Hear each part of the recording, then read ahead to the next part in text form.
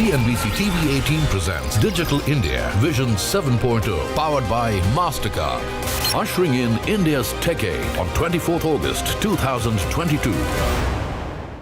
Data is pervasive, ubiquitous, and growing in a manner that is difficult to gauge. Humans every day are generating 2.5 quintillions of data bytes. Businesses are now fast turning this data deluge and converting it into meaningful information to make informed business decisions. According to IDC, 40% of the organizations will implement dedicated cloud services either on-premises, on-prem, or with a service provider's facility, pushing India's agenda of strengthening and making it a hub for cloud services. Network 18 has been at the forefront to highlight the success of Digital India's mission through its Digital India vision. Today, we have with us Puneet Chandok, President of AWS India and South Asia. Puneet, thank you very much for joining us. This Digital India mission has been a key enabler for improving the quality of life, for digitally empowering India's economy as well as society. Wanted to get your thoughts in as we start this conversation.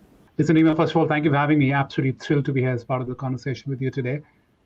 Listen, hand on my heart, I truly believe Digital India mission is one of the most critical initiatives that this government has undertaken in the last, or any government in India has undertaken in the last decade. In my book, it's setting up India to be an even bigger power than we already are. And when I think of the impact of Digital India on Indians, there are three words that come to my mind. First is access, second is empowerment, and third is growth. And let me unpack each of these three for you. If you think about access, right, Digital India basically is the infrastructure highway that we've built, which is driving connectivity, innovation, and inclusion in India like never before. Right? It's putting the power of technology and information into the hands of 1.4 billion Indians. So it is truly the digital infrastructure, the highway. We've always have had potential as Indians, but I think with Digital India, we now have access. If you look at the numbers, right, over 900 million internet users in India, that's a penetration of over 60%.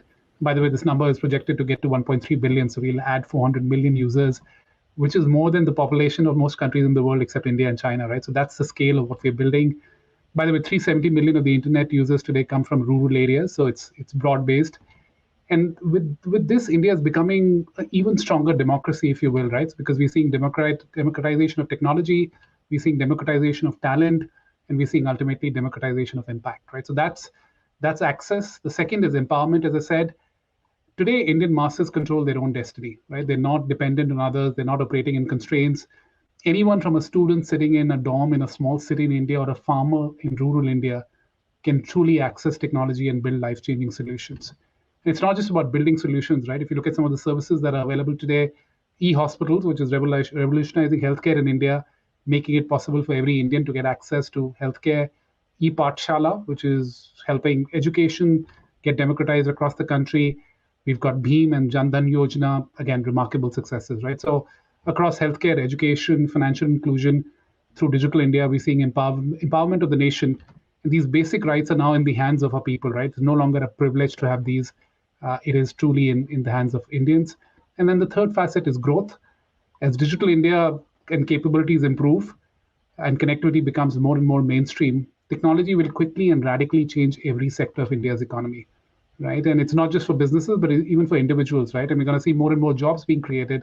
There's a recent McKinsey study which said we'll have 65 million, up to 65 million new jobs by 2025. That's a massive, massive number. And if I put all of these three together, access is the first step. It's about leveling the playing field that digital infrastructure is doing in India. Empowerment is the second step. It's about pulling the power of internet and information into the hands of millions of individuals. And then ultimately it leads to growth, which is the third part. Growth for individuals and growth for the country, and that's how India moves forward. Puneet, India has emerged as a powerhouse when it comes to digital payments. UPI has been a game changer. How can we replicate the success that we've seen in fintech to other areas, say like education, healthcare, public services? It's a great question again, Rima. And I was actually seeing some statistics on this recently, and I was astounded to say the least, right? It just, as of May 2022, India has made over 98 billion, and that's billion with a B, UPI transactions. And it's not the value that I'm talking about, it's the number of transactions, right? And that roughly translates to 70 lifetime transactions on an average for every single person in the country at 98 billion transactions, right? In terms of value, we've crossed $2.1 trillion. So UPI has just been incredible and been a massive success. And India is now being lauded as a global guru of payments and is helping other governments to build something similar, which is incredible. To your question on how do we replicate, but before we get to the replication, right, I think it's important to understand why UPI has really worked and what's really behind this. And I think to me, it comes down to three aspects: interoperability, security, and public-private partnerships. If you look at interoperability, right, that's the single most important facet of UPI payments, and which has created a lot of adoptions, right, across merchants, users.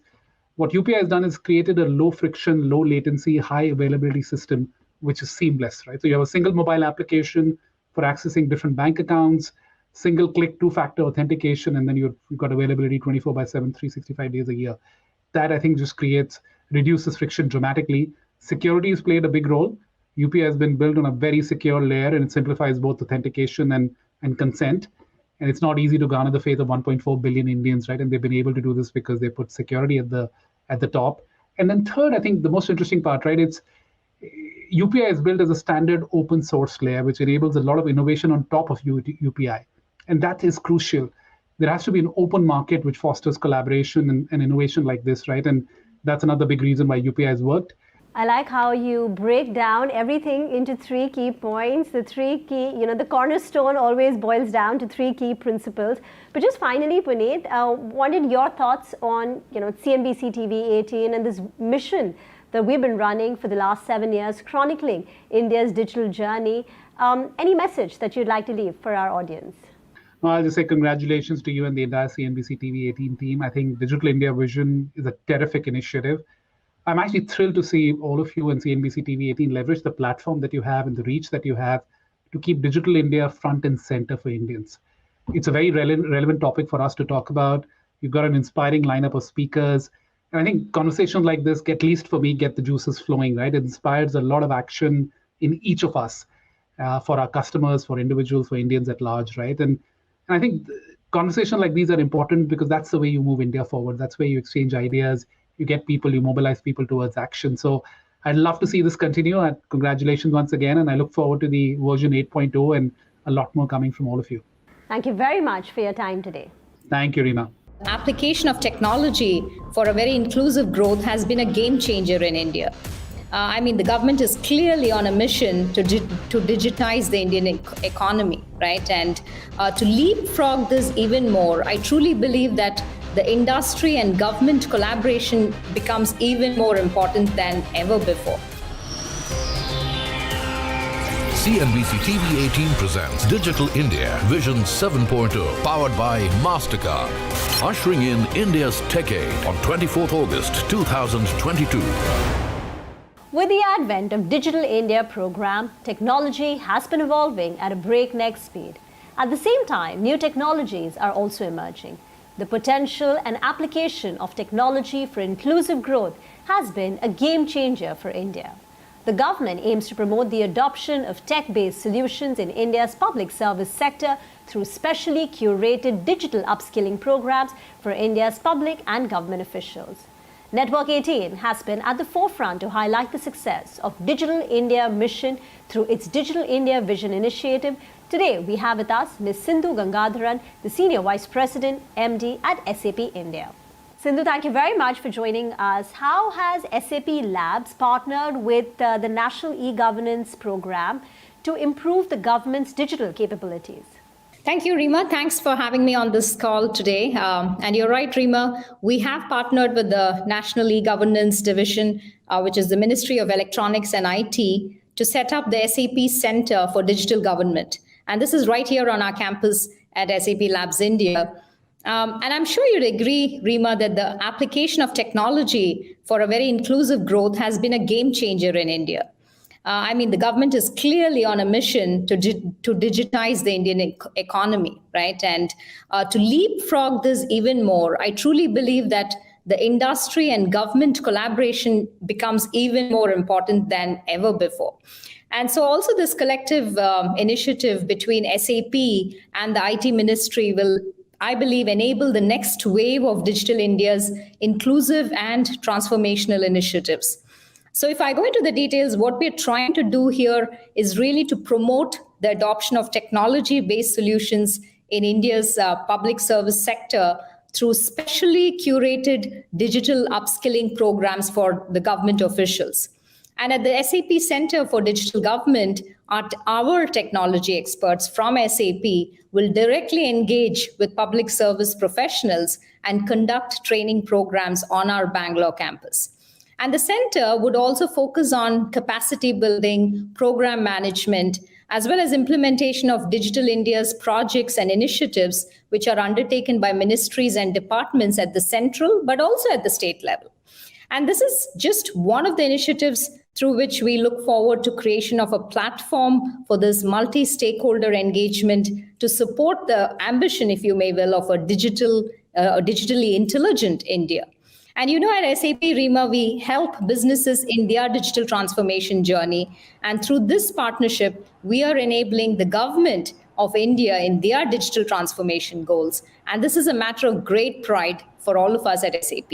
Sindhu, since you brought up the topic about enterprises going digital and transforming themselves, digitization is not about processes. It's about the culture, the mindset of the leaders, which can drive this transformative change top down. What are the key factors to keep in mind? Yeah, spot on. I think you rightly mentioned culture. And I think if you just reflect back, Rima, also the pandemic, right? The pandemic was a rude reminder that digitization is clearly the only way to thrive and also in many cases survive in this very volatile global market, irrespective of which industry you pick or whatever business models are being used, right? So during the pandemic, we saw businesses who were agile, who were nimble, who was faster to adopt to this change. They just did not just sail through, but also went on to really be the leaders in their respective industries. And others who were slow to digitization, many of them just lost out in that game, right? And they fizzled out in the process as well. So at SAP, Rima, digital transformation is at the heart of what we do and how we cater to our 500,000 customers that we have worldwide. And coming from that background, for me, enabling the end user, right, the user who's really finally using your products is the most critical part of any digital transformation journey. And we have to always remember that your end users that are the people, right? And they come from diverse backgrounds. They have different stories that kind of make them who they are. They have different needs. They have different work styles. They have different strengths and challenges. And also in my meetings with CIOs, the first question that they always bring up is, hey, what are we doing to empower their end users to do their job better?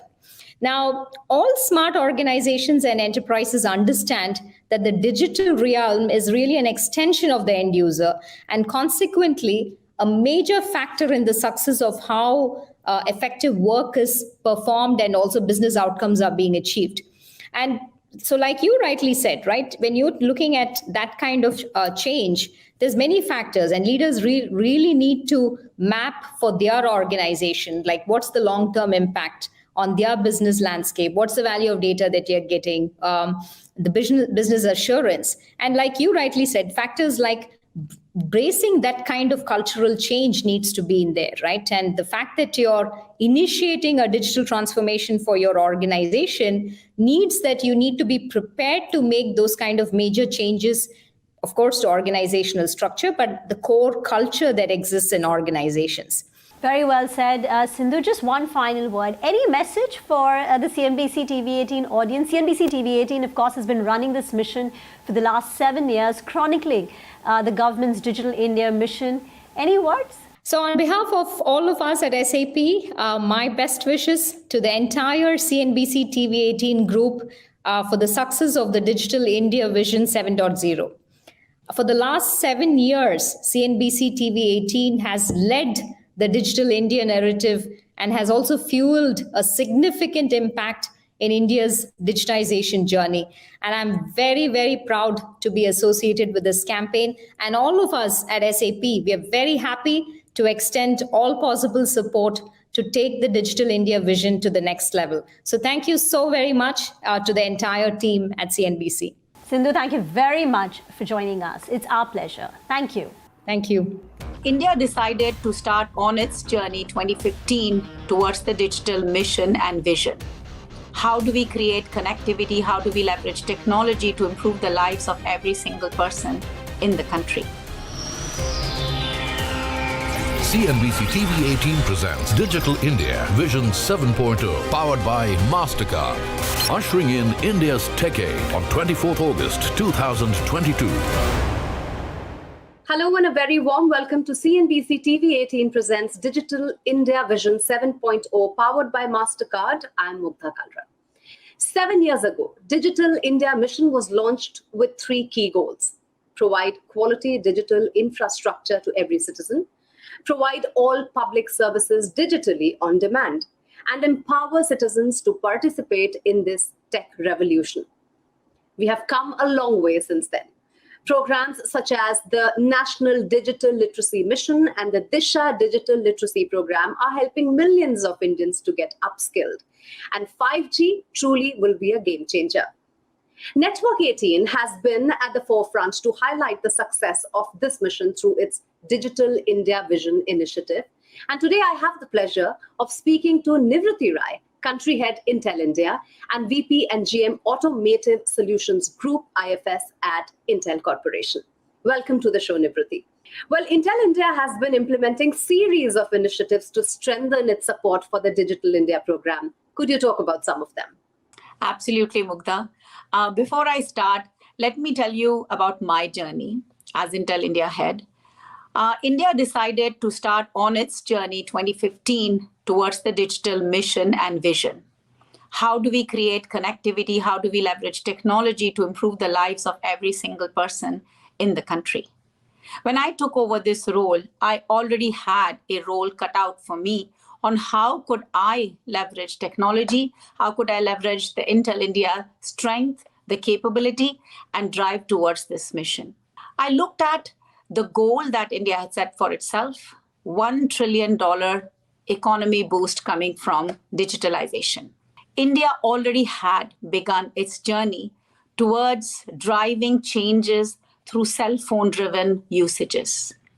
India is the largest consumer of data. More than, I would say, 12 gigabyte per person per day. How did that happen? Because we made data affordable. When we made data affordable, the consumption obviously went high. We have 1.4 billion people, and we enabled data to be available to everyone.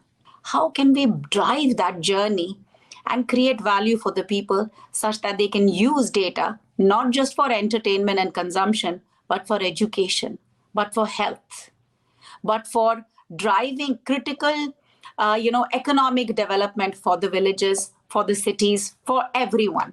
Let's talk about 5G. How do you see it redefine the internet ecosystem in the country? Yes. So let me just start with a little bit of a definition. Up till now, 2G, 3G, 4G enabled first voice calls, then enabled data, and a lot of other usages came about. What I like to say is, till now, up till 4G, technology was connecting everyone. You could make phone calls, you could access, through voice or through video. Now 5G will connect everyone and everything. So multiple devices will have communication. Multiple opportunities will rise, even though, some amount of infrastructure investment will be required to enable all of the 5G benefits, but everyone and everything will be connected. Nivriti, we spoke about startups and we spoke about unicorns. How do you see digital technology as an accelerator for tech-based startups in the country? So far, India was known as a software nation, and a bunch of our startups were focused on software. And not just software, but software focused on e-retail. with a lot of digitalization, with access to compute, with access to network, with access to a lot of such infrastructure. I'm so excited that now we are seeing deep tech startups. You talk about, quantum mechanics, quantum internet. You talk about blockchain, safety, security. You talk about robotics, automation in factories with private 5G, AR, VR for surgeries as well. So a lot of this connectivity, a lot of this, distributed compute, a lot of this access to cloud, all of this driven through digitalization is giving rise to these startups. Well, time now for closing comments. Would love to have a message on the initiative by CNBC-TV18 on the Digital India Vision 7.0. I love the fact that you are reaching out to people. Our messages can be heard. You are, enabling people to see what value can be created through technology. I am seeking partners. So when people hear about, different programs, they'll reach out and connect. The collective intelligence can create much better solution. And I want to end with, this is a quote that just came out based on a question that somebody asked me, is technology is the cheapest way to make a difference in somebody's life. Otherwise, technology by itself is lifeless. Nivriti, this was such a pleasure. Thank you so much for your time and all those wonderful insights. I wish you and Intel all the very best. Thank you very much. And thank you for the lovely support that you provide us. CNBC TV18 presents Digital India Vision 7.0, powered by MasterCard. Ushering in India's Tech Aid on 24th August 2022.